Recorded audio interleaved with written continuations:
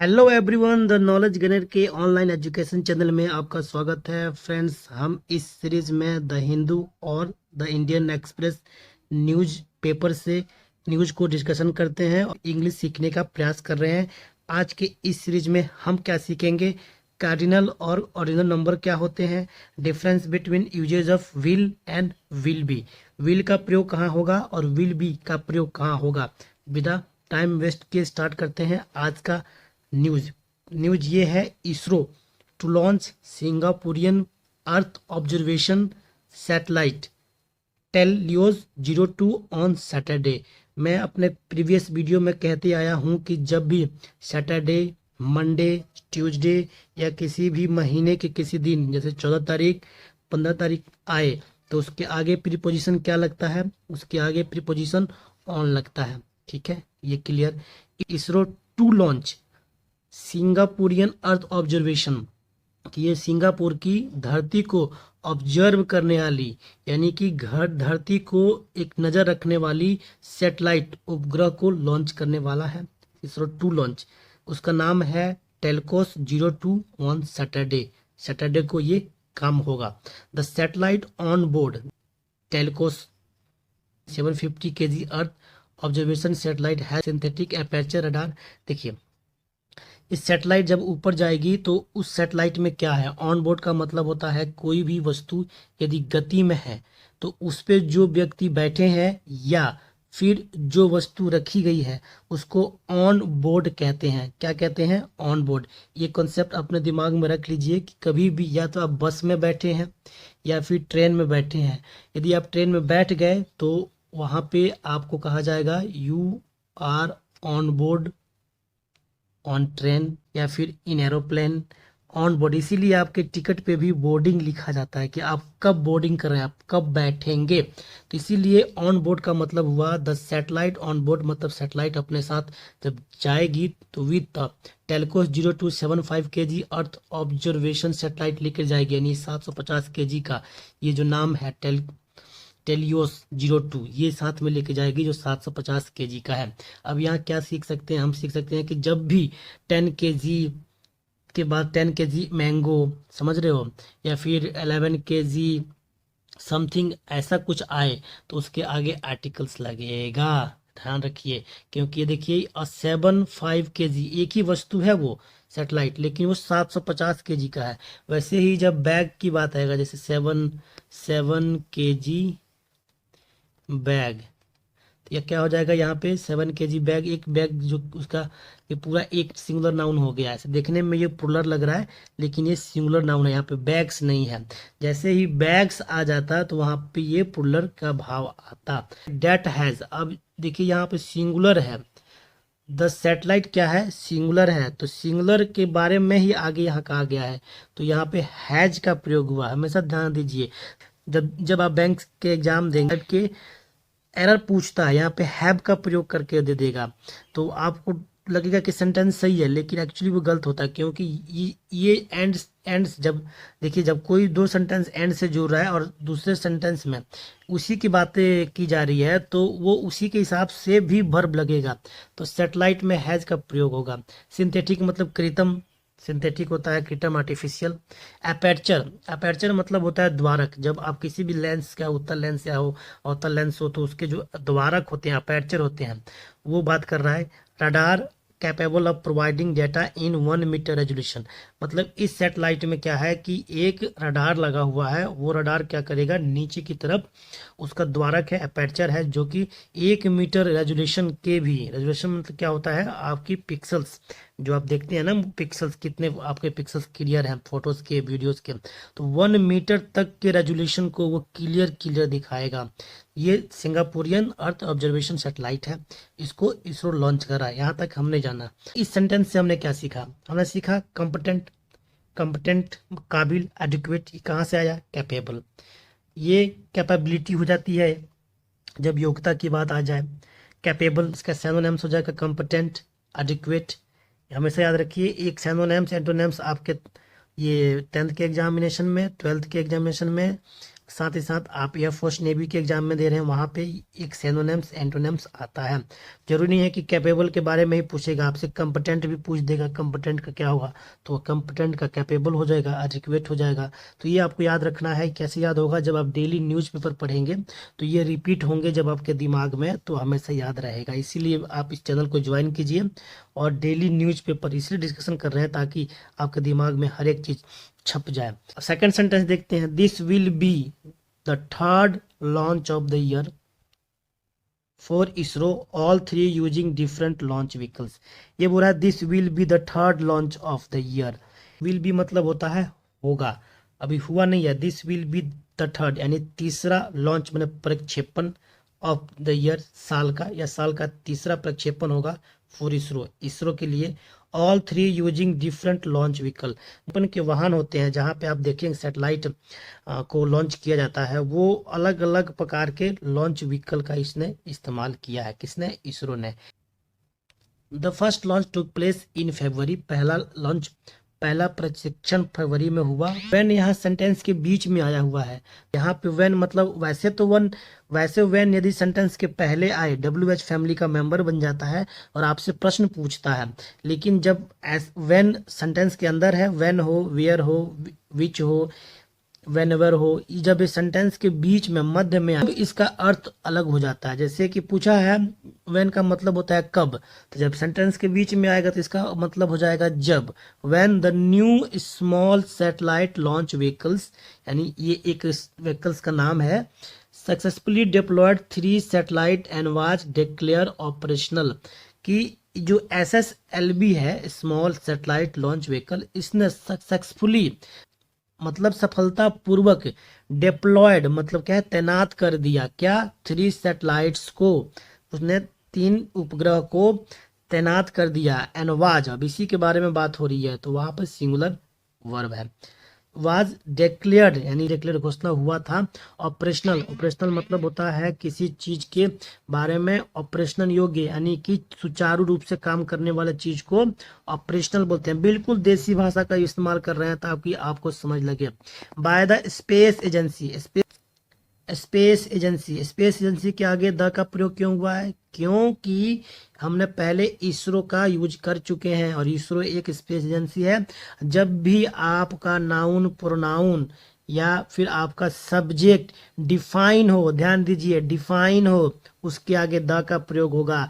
विशेष जानकारी हम AN the का जब सीरीज स्टार्ट करेंगे तो वहां सीखेंगे, लेकिन ये छोटी मोटी जानकारियां आपको मैं ऐसे ही न्यूज में कवर करते जाऊंगा।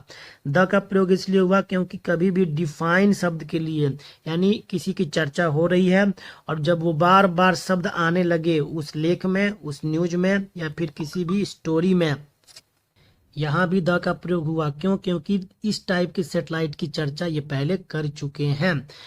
द फर्स्ट लॉन्च, यहाँ द का प्रयोग क्यों हुआ, यहाँ द का प्रयोग इसलिए हुआ क्योंकि जब भी फर्स्ट सेकंड थर्ड हम किसी रैंक की बात करें, हम किसी ऑर्डर की बात करें, तो उसके स्थान को बता रहा है ये कि किस ऑर्डर में है, ये किस रैंक में आता है, तो वो एक डिफाइंड हो गया। जो फर्स्ट में आ रहा है वो कभी भी बदल नहीं सकते आप उसके ऑर्डर्स को, उसके रैंक को, तो वहां पे क्या इस्तेमाल होगा, द का प्रयोग होगा। सिमिलर यहाँ पे भी द का प्रयोग हुआ है।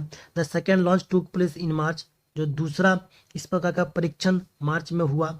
व्हेन मतलब जब, इंडिया का सबसे भारी LV3 लॉन्च हुआ।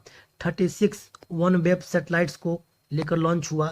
इन प्योरली कमर्शियल का क्या मतलब होता है, व्यवसायिक मिशन। यहाँ इसके नीचे मिशन लिखा है, मिशन मतलब होता है कोई उद्देश्य। तो इस तरीके से हमने ये देखा कि फर्स्ट लॉन्च, सेकेंड लॉन्च और ये तीसरा लॉन्च है। तो हमने काफी विस्तृत वे से हमने अर्थ को समझा। अब थोड़ा इसमें से ग्रामर के रूल को समझते हैं, काफी काम आने वाले रूल हैं। अक्सर लोगों को कंफ्यूजन होता है कि कार्डिनल नंबर क्या है और ऑर्डिनल नंबर क्या है। देखिए कभी भी आप कार्डिनल नंबर का इस्तेमाल काउंटिंग पर्पस के लिए करेंगे, 1 2 3 4 5 6 1000 2 लाख 4 लाख 5 लाख, इस प्रकार का कहीं पे भी शब्द आ रहे, जैसे 4 लड़कियां, 15 लड़के, 25 बैग, 16 किताबें, 1000 रुपए, इस तरीके से आप जब इस्तेमाल कर रहे हैं तो वहां पे क्या होगा इस्तेमाल, 1 2 3, इसको क्या बोलेंगे, कार्डिनल। क्या बोलेंगे, कार्डिनल। लेकिन जब आपको वो किसी का रैंक यानी कि किस रैंक पर है, वो 1 नंबर पे है कि 2 नंबर पे है, या फिर पोजीशन बताए, मध्य में है, लास्ट में है, सेंटर में है, इस तरीके से पोजीशन बताए, या फिर उसके ऑर्डर बताए कि ऊपर से तीसरा कौन, ऊपर से कितने नंबर पे है, पीछे से कितने नंबर पे है। तो ये ऑर्डर, रैंक और पोजीशन जब हमें मिले तो उसको ऑर्डिनल नंबर कहते हैं। जैसे first, second, fifth, six, ninth, centre, middle, last, ये आपके ऑर्डिनल नंबर होते हैं। तो ऑर्डिनल और कार्डिनल हमने सीखा। अब सीखते हैं विल का प्रयोग कहाँ होगा। Difference between will and will B, यदि किसी भी घटना के प्रति या पीछे होने वाली घटना के प्रति आपका कन्विक्शन बहुत पक्का है, दृढ़ है, तो आप वहां विल का प्रयोग करेंगे। क्या करेंगे? विल का प्रयोग करेंगे। फर्मली यानी कि आप स्ट्रांगली किसी चीज को, वो आप जानते हैं कि स्ट्रांगली आप उसको कंफर्मेशन दे रहे हैं कि ये चीज होने वाली है, it is going to happen in the future, future में होने वाला है। जैसे BJP will win,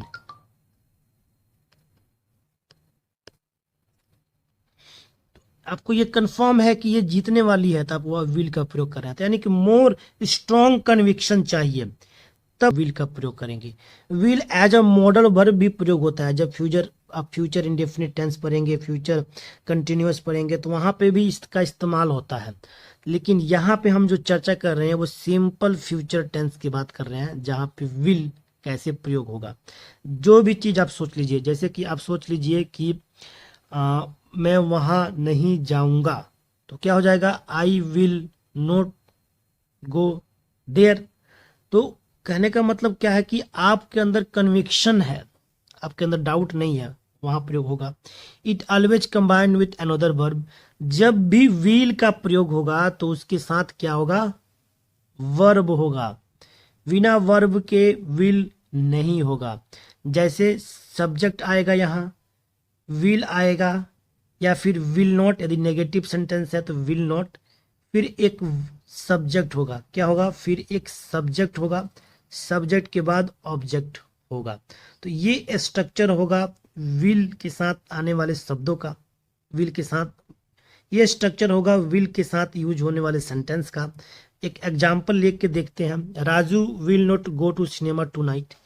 Raju will not मतलब नहीं जाएगा, क्योंकि इसका मीनिंग फ्यूचर है, तो विल नॉट सिनेमा के लिए नहीं जाएगा टू नाइट में आज रात। राजू आज रात सिनेमा के लिए नहीं जाएगा, विल का प्रयोग किया हमने। I will drive you to work if you want, मैं आपको अपने काम की जगह तक छोड़ सकता हूं यदि आप चाहें। We will take the bus to the south Delhi next week. We will take the bus, हम बस लेंगे साउथ के लिए, साउथ दिल्ली के लिए अगले सप्ताह। Will they don't stay here, क्या वे यहाँ नहीं रुकेंगे? कंफर्म है आपको कि वो नहीं रुकेंगे, तो आपने प्रश्न पूछ लिया। Where will the where will he finish race, वह रेस कहाँ खत्म करेगा?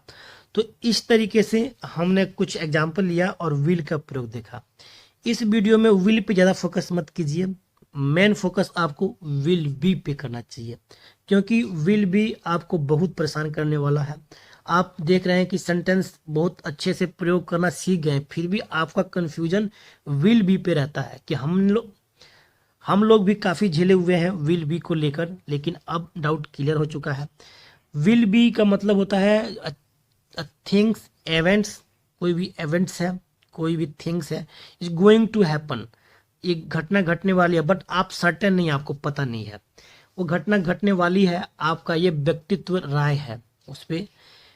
जैसे कि हमारी टीम मजबूत होगी, फिल्म अच्छी होगी, स्कूल की फीस कम होगी, उसका कार नया होगा, कि शादी अगले साल होगी, मेरी वीडियो अच्छी होगी, मोबाइल महंगा होगा, कल परीक्षा होगी, कल कल वह उपस्थित होगा, कल वह जेल से रिहा होगा। तो आप यहाँ क्या देख रहे हैं कि यहाँ देख रहे हैं कि इन सभी सेंटेंस में आपको एक कॉमन चीज देखने को मिल रहा है। वो कॉमन चीज क्या है कि आप ना इसमें वर्ब मिसिंग कर रहे हैं, क्रम मिसिंग कर रहे हैं। जैसे उसका कार नया होगा, क्या यहाँ पे जो सब्जेक्ट है, सब्जेक्ट क्या है? उसका कार, कोई एक्शन कर रहा है? ध्यान दीजिए, सब्जेक्ट कोई एक्शन नहीं कर रहा है। यह शादी अगले साल होगी, यह शादी दिस मैरिज कोई एक्शन कर रहा है? नहीं कर रहा है। मेरी वीडियो अच्छी होगी, ये जो सब्जेक्ट है मेरी वीडियो, इसका कोई एक्शन है? नहीं। इसीलिए जब कोई एक्शन ही नहीं है तो हम वर्ब को हटा देते हैं, वर्ब का औचित्य नहीं रहता है। तो विल बी का प्रयोग वहाँ होगा जहाँ, विल बी का प्रयोग करते समय हमें ध्यान रखना है कि विल बी जहाँ भी लगे वहाँ पे वर्ब नहीं होगा। वर्ब सिर्फ कहाँ होगा? जब विल का प्रयोग होगा। तो विल के साथ वर्ब होगा, लेकिन जैसे ही आप विल बी का प्रयोग करेंगे तो नहीं होगा। किसी व्यक्ति, वस्तु, स्थान के बारे में, उनकी स्थिति के बारे में या उनसे संबंधित जानकारी के बारे में हम कोई सेंटेंस मिलता है आपको, तो वहाँ पे विल बी का प्रयोग होगा। यानी कि वह सेंटेंस आपको किसी व्यक्ति, वस्तु, स्थान के बारे में जानकारी दे रहा हो और या उसकी स्थिति के बारे में जानकारी दे रहा हो कि वो किस स्थिति में वो कार्य रहा होगा, वह व्यक्ति क्या कर रहा होगा। यानी आप उसकी स्थिति बता रहे हैं, न कि एक्शन की बात कर रहे हैं। मेरे शब्दों को ध्यान से सुनिए। आप एक्शन मतलब क्रिया की बात नहीं कर रहे हैं, उसकी स्थिति की बात कर रहे हैं। मतलब कि वो किस स्थिति में होगा, पोजीशन बता रहे हैं, उसका लाइफ आप बता रहे हैं कि क्या होने वाला है। तो आप प्रेडिक्शन कर रहे हैं, आप उसकी स्थिति बता रहे हैं। हमेशा ध्यान दीजिए, ये कंडीशनल शब्द होता है। आप उसकी कंडीशन बता रहे हैं, किस कंडीशन में होगा। ध्यान रहे, इस स्थिति में सब्जेक्ट कोई कार्य, कोई एक्शन नहीं करता। गुड। ये विल बी के प्रयोग के लिए बता रहे हैं हम। स्ट्रक्चर इसका क्या होगा? सब्जेक्ट होगा, विल होगा, बी होगा। समझ रहे हैं ना? उसके बाद क्या है? ऑब्जेक्ट होगा। एफर्मेटिव सेंटेंस है तब। यदि वही नेगेटिव सेंटेंस है तो विल बी के बीच में नॉट आ जाएगा, और यदि इंट्रोगेटिव सेंटेंस है तो आपका विल बाहर हो जाएगा, सब्जेक्ट बी प्लस ऑब्जेक्ट, इस तरह का स्ट्रक्चर आएगा। यदि आपका WH फैमिली से कोई प्रश्न पूछ रहा है तो वहां पे आपका WH पहले होगा, फिर विल होगा, WH पहले, फिर विल, फिर सब्जेक्ट, फिर बी, फिर ऑब्जेक्ट। यहाँ पे मैं 5 से 10 सेकेंड के लिए साइलेंस रहने वाला हूँ। 5 से 10, यहाँ पर मैं 5 से 10 सेकेंड साइलेंट रहने वाला हूँ। इस स्क्रीन को आप देखिए और समझिए मैं क्या कहना चाहता हूँ, क्योंकि आगे हम एग्जाम्पल बनाएंगे और उसे सीखेंगे।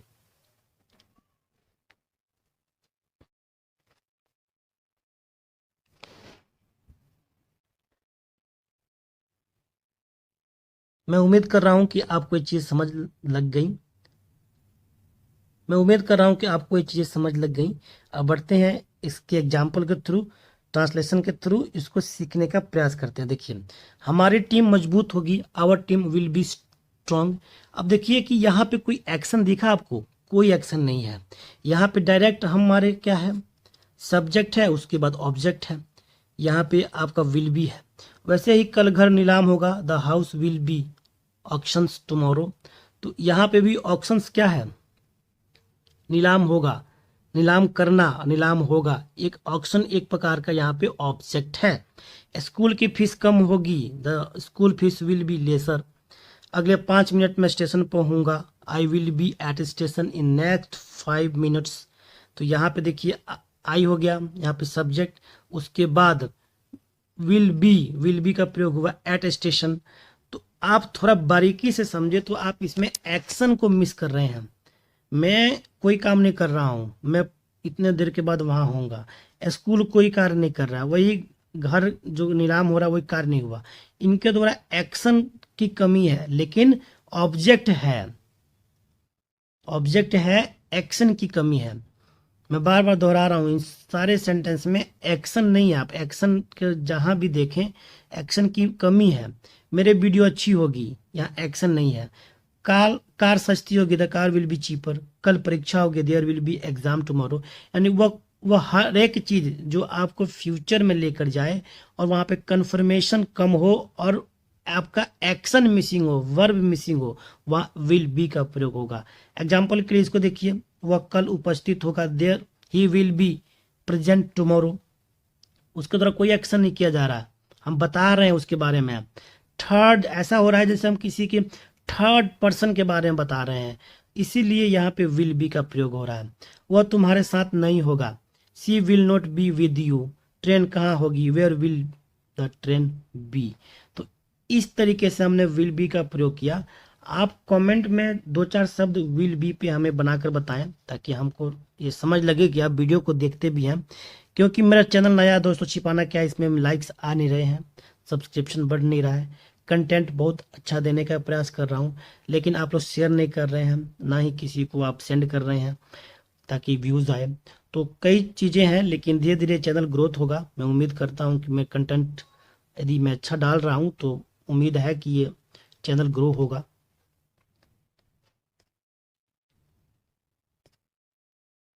तो इस तरीके से हमने आज का जो विल वी का प्रयोग सीख गया। पिछले पिछले वीडियो में हमने पिछले वीडियो में हमने सिंस का प्रयोग देखा था और फॉर का प्रयोग देखा था। आप उस वीडियो को जाइए और देखिए, उस पे हमने कई